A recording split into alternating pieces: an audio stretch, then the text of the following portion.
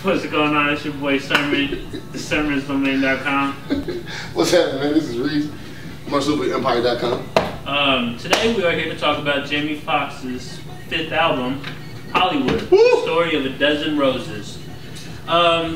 Crazy thing about this album is it just doesn't, I feel like if you don't be on the internet, if you're not on the internet a lot, you're not going to know about the album. Because it's very low key compared to, like, you know, his other ones where he's had singles like, you know, Burning on Alcohol, Unpredictable, you know, stuff like that. And this one, it feels like he tossed out a bunch of records and none of them really, you know, did anything. And obviously, just because you throw out a record and it gets a nice response on it, it doesn't mean that it's going to be a hit. You got to put in the label money and all that stuff. And at this point in Jamie's career, I have to ask him, what is he going for? He's already a star. Right. You know what I mean? So is he going to do like the Neo route and just make good music continuously? Or is he going to like continue to try to explode and grow his celebrity? I was thinking about that because it's like Jamie Foxx is such a huge actor. He essentially doesn't need music. So I look at it like you're just coming back to music because you like it. Because you love to do music, yeah. Which is not a bad thing. Right. So my initial thoughts on the album when I played it through the first time is I didn't like it. And I'll tell you why I didn't like it. Because, so we were just watching Inception, right? And everybody says when they're watching Inception that they have to watch it, you know, twice, 3 times to get it. And that's kind of how I felt about this. Like, I have to literally think about what you're going for. You know, you think about marketing strategies, you think about, you know, what kind of music you're kind of driving your audience towards, right? And this album just seems kind of all over the place. And his albums kind of always seem all over the place. Like, he never really has this one particular sound he's rolling with. Right. And so, like, when I listen to this, I'm thinking, like, what are you going for here? You know what I mean? Are you just trying to reach out to, like, hot artists to make good music, you know? I'm glad that he doesn't always work with the same people all the time. Like, I'm glad I didn't hear, like, a Ludacris single. You know what I mean? Never mind. But you got... Shut up. But you got Fabulous on here, and it seems kind of cliche that Fab is on here. Yeah. Because Fab always does tracks for chicks. You know, or he's going to R&B records. Right, he's going to kill that verse. Well, it's not a bad thing, it's just... I just don't want to... I don't want to... You want to see something new. I do. Like I like the Like a Drum featuring Wale. I felt like that was a strong record. Wale came in, you know, and he sounded natural on it. It didn't. Yes. Well, he was but Wale's like in a lane right now. Yeah. Like he's in like a zone right now. Kind of beat on that Fab man if you wanted to. If people really rock with him like that. When I listened to the joint with Chris Brown, You Changed Me, I heard a lot of hype about that, and I think I was ultimately let down because of the hype that I heard about it. And I think had I just gone into it, just listening to it, I could be like, oh, okay, this is solid. But I don't think there's like a standout track on this entire album that I would say this is a certified single. This is what you know. I mean, I can hear like the efforts to put that type of single out, but I just don't feel like it reaches that level. Exactly. There's not a song on here that could be like that big radio hit for him, like you know, Fall for Your Type was, or you know, he doesn't have alcohol. Yeah, he doesn't have that record this time around, and I don't know. You could definitely tell that he was trying to chase it, but maybe he just didn't. And that's a great way to describe it. You chased it. Yeah. You chased after that, bro.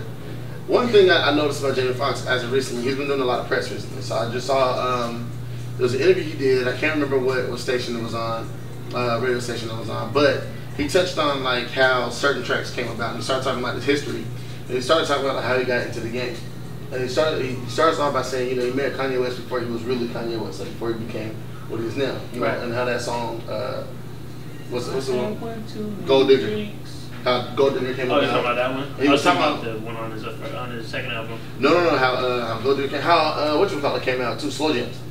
Slow Jams came about, and it was, you know, telling the history behind that. And it was really interesting to hear, but you could tell in the way, by the way Jamie Foxx says as a comedian, that this is something he was trying to like promote really tough, like for the album. It wasn't just like a really candid interview. It was like, so tell us about this, and he was like, well, I'm gonna say about this, and then he went into this whole story, and it's like, bro, you're trying too hard. And I kind of feel like that's the thing with this album also. You're trying too hard. Now, if anybody's heard Jamie Foxx's music, if you ever listen to Pete This, his very first album, before Untouchable, that's the Jamie Foxx that I want to hear. I want to hear an actual singer, or somebody who's really into exploring their music and has something to say. Right. If you listen, it came out like '94. Yeah. We're still doing In Living Color. It's like, well, that album is great. Untouchable was good too. I think everything after that, Unpredictable. I'm sorry. My apologies, no disrespect. but Unpredictable, that album was good as well. But like everything after that just kind of seemed like we're trying too hard. This doesn't feel. No, I definitely feel that. I felt that way about it at his last album, which 5 years ago. It's kind of crazy. Man, was it that one? Yeah, 2010. Okay. But I felt like that when I heard blaming on alcohol, and then or it was, I don't even remember if that was on that one or not. But like record like that, I felt like at the time he was just chasing the the popular sound. Right. And I feel like he does that a little bit on this album too. I mean, you got Babies in Love featuring Kid Ink. Yeah. Kid Ink's a hot commodity right now. That didn't seem natural to me either. Yeah, and then Text Message. I hate that damn record. So do I. Oh, I hated that one. I hated that. I don't want to hear Jamie Foxx talk about emojis. You can use them in your little text, but don't put it on a record. And definitely don't have the lyrics. He needs a better writer. He needs better writers. Looking at the production list, Mustard is a mainstay now. It's cool to see Boy Wonder doing what he's doing. I love seeing that dude work. My favorite credit on the album, Mario Winans. Nice. Because he's doing a lot more work lately. Yes. Or maybe it's just that we're just noticing more. I think it's more so he's just kind of resurfacing again. I know he's working with Puff doing stuff on his album. And I don't know. I know he had that credit with Kanye. I want to say it was on All Day. He was one of the 20 different people. It's always hella collaborators on Kanye records. Nah, but I'm mixed. I hope all these production credits that Mario's racking up leads to a new album. Because I really think he's a talented singer, and I think some people need to stay behind the scenes like Sean Garrett. Yeah, I'm glad that era was over. Where, everybody was. I didn't like him I respect what he does as a singer. Absolutely. But as an artist, I wasn't a fan. What was that? The only joint. There's the only Tiger verse that I know was the one he had with Sean Garrett and Gucci. I don't even want to think about it. I'm saying. Sorry. I like the fact that he did the Dozen Roses part 1, 2, and 3. I like that. I feel like it was it didn't make sense because I feel like you have the first track is Dozen Roses part 1 and track 11 is part 2. Track 15 is part 3. It didn't. It wasn't good spacing. Yeah, and I feel like I don't know. I'm trying to grasp the concept because it's the title is A Story of a Dozen Roses. I'm trying to see. I wish I didn't get anything. I didn't get a theme, like a real theme about it. I mean, there's Hollywood, there's Vegas, Confessions, there's little instances here, but I don't feel like he fully developed, a concept for the album. One thing I will say, man, is that Jamie Foxx is too talented to put stuff like this out continuously. I think you need to sit down with this is not me giving you life advice to Jamie Foxx, but please Jamie Foxx, and I'm not Jamie Foxx. So he was a rare triple threat in the industry. But I will say, man, that he needs to sit down with a better writing team. He needs to sit down with somebody who's going to say, this is your image, and we're going to go with this image. You know what I mean? And you need to be able to separate your comedy and your acting away from this. And if you're going to focus on music, not to say he's not a successful artist, he's had his successes, but as far as it's on the back burner compared to everything else. Right, and as far as consistency as an artist, it's not there. Right. We know you can sing, Brett. We want to hear you sing. I've heard more from you singing from the comedy specials than I've heard from you actually singing on. I like the fact that Jamie Foxx is gonna put out an album every year or two because I like that. I like that. I like the fact that he has a good catalog.